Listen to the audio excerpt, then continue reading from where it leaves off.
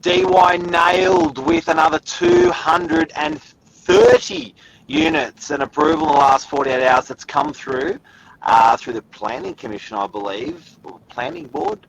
Stay tuned. We're going to talk about how it affects suburbs when big unit blocks get built.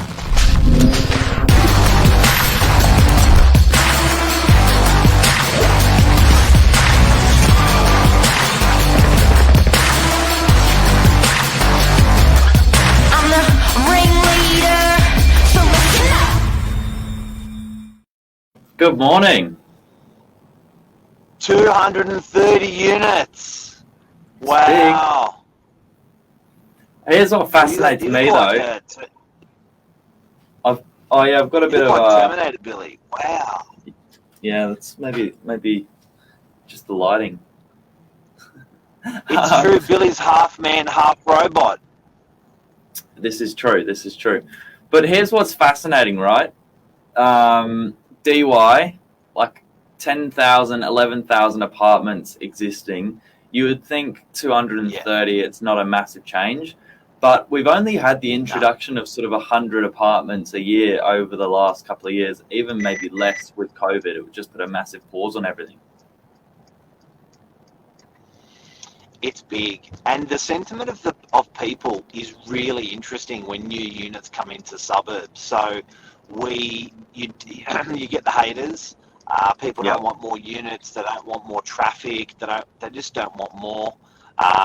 You get the real estate agents that are lovers. I was reading through the submissions of issues that people had with the building, and you get all different walks of life when this sort of stuff happens in burbs. Yeah, I think what was the general consensus? Well, look, I think in general people don't like it. In general, people are pretty against it. They just don't want more. They're happy with their suburb. They're happy how it is. But progress is also pretty cool. When you start to see, like we had Meriton in DY, which was an addition of 360 units. Now, 360 units is a big fella. That's a big building. It's 17 stories, 15 stories. The new one in 4 Dilmar Parade in DY is behind the Avis building for people that are locals. It's a big strata complex of maybe 30, 40 strata, offices, and a lot of medical in there. Skin cancer guys are in there. And a developer's come along and walked up to everyone and said, I will give you X amount for your property, more than what it's worth. But I just want you to I want you to hang around for 2 years with me exclusively. And they'll pay like an upfront thing called an option. Big job. So that's how it works. So is that agreeing to a sale right there and then, or is it agreeing to sort of the exclusivity period and then buying down the line? It's agreeing to a sale there and then. So it's so they'll nominate a price. They'll pay an upfront for the privilege, which this developer did. Very clever guy. He looked at this block and thought, man, this is undeveloped. People may know 2 Dilmar's the newest block that just got released in DY of 80 units. He actually did that. Landmark is the developer. They then looked around what was wrapped around them, and they thought, man, this is, given the zoning, this is underutilized. But to get 30 people to agree, near impossible. Big job. Yeah. Big job. So he convinced these owners. He got an option. He then went to the council and said, I've got an idea. And he put in an application and said, I want to do 250 units, 230 units. And council effectively said no. So then it went to a planning, there's a New South Wales commissioner, like planning board, something for big developments, land environment court style place, presented his case, approved. And so what's the difference there? Is it a different set of eyes looking at it, or is there other factors? Yeah, look, it's a great question. Probably one I can't answer hand on my heart in totality. But I think it sort of takes a new level of evidence. so everyone really regroups on around those plans. And I think sometimes council doesn't want to make the decision themselves, because they're held accountable by the community much more directly. So I think when it goes to like a land and environment court, there's a lot more duress. It's very finite, the decision's made, and it's a very yes, very no, and the information's much more conclusive. So when it goes into council, it's like, okay, now supply this, okay, now supply that.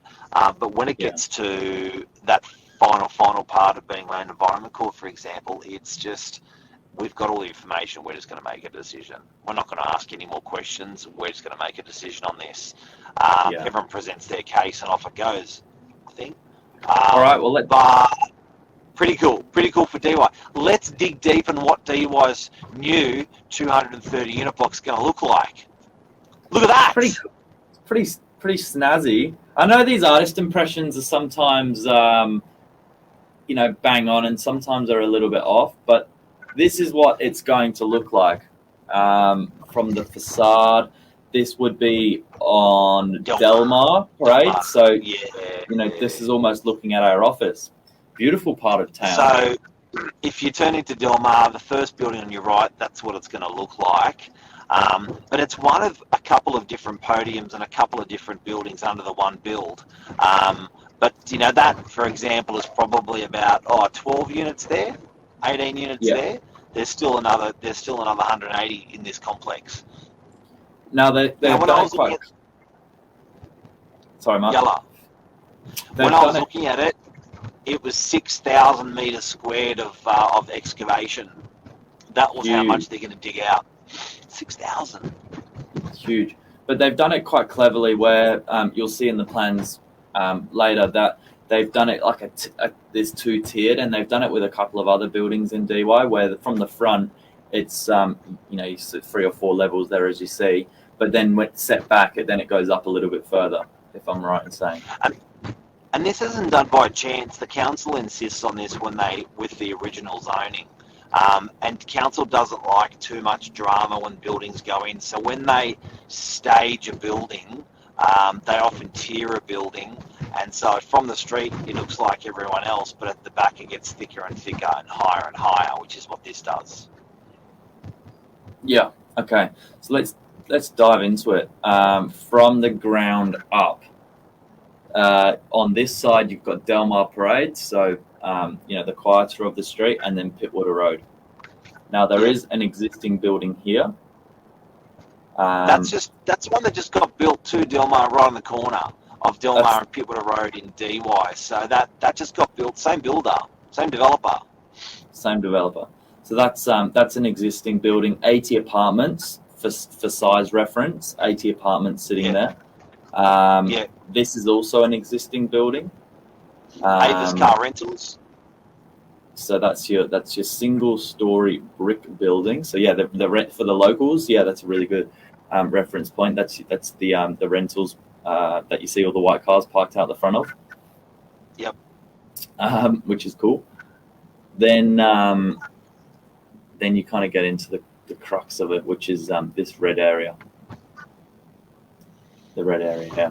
And so it's going to wrap right around. That podium at the bottom is about 6 or 7 stories. That podium on the top is about 3 or 4 stories. That's the one we just looked at from the street where you can see the red trees.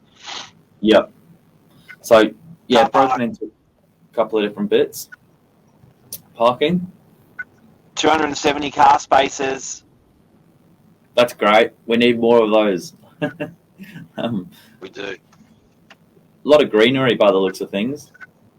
Yeah, let's rip through it quicker. Go, go, go, go, go. There you go. There's our floor plans. There's their existing building on the left. That's what it looks like from the height. Yeah, sexy boom, bar, boom, floor plans, bing, bang, 2 betters, 3 betters, 1 betters, 230 units in DY. Now, also, look at that. She's big, hey. Monster. She's big. Well, for size reference, this is going to be one of DY's largest, right? I know Meriton's the biggest, but this would be up there. This is number 2 for DY. This is DY's second largest building ever built, and she's a big boy. Typical floor plans, pretty sexy little floor plans. I love the photos. So here we go. So that's next door to Avis. If you go up a little bit, sorry, Billy, we just go back where you're coming from. That highest podium is right next door to Avis. So next one up. Yeah, so that 7 stories is the Pittwater Road representation. So that's what you're going to see now when you're driving into Pittwater Road. The first building on your right next to the reserve is going to look like that, which is it's pretty dramatic for DY. It's big height, but council genuinely does want a gateway, loves gateway developing. So when you drive into our suburb of DY, that you feel like they're gates welcoming you in. So this will be a new gateway site for DY. It'll take over our building. Which, true. So that's previously like your original gateway, with 5 Maramba Road on the other side, petrol station. A couple more photos. It looks good. I'm excited. There's your site there. Again, for locals that know it. There's a couple of sites within that. It's the blue one. It's also the that one there as well. There's a couple around it, and then there's the existing building. Now, just guys and girls, before we go, I just want to show you if you click on the documents section, Billy, in just above there. I just want to show everyone the amount of, make no mistake, when these developers get stuff approved, there is an enormous amount of due diligence they have to do. Can you zoom up a little bit on that? I don't know if it's possible, but can you read out a list of these documents, Billy, of what has to be supplied? Yeah, it's just never ending. There's things here that I've never even heard of. I mean, there's the obvious bits like, your statement of environment effects, but there is an acoustic report, an arborist report, an accessibility report, crime risk assessment, design compliance, and then there's reports on floods, not technology. I don't even want to say that. Technical, yeah. Traffic, water waste, draft submission, landscaping, heritage, just stormwater, heritage, everything. That is unbelievable. The stuff that goes, and these reports are not one-page reports. These are like 200, 400, 30, 20, 50, 60-page reports. These are all the submissions. Most of them negative, except for the real estate agents that have that have done positive ones. Where's Mark's one? No, I didn't do it, but I noticed there was a couple in there from real estate agents, and I was like, "We support the following development." Like, yeah, of course you do. But it's true. Look, there's a lot of a huge amount of due diligence there. Yeah, there's obviously a lot of work that goes into these things.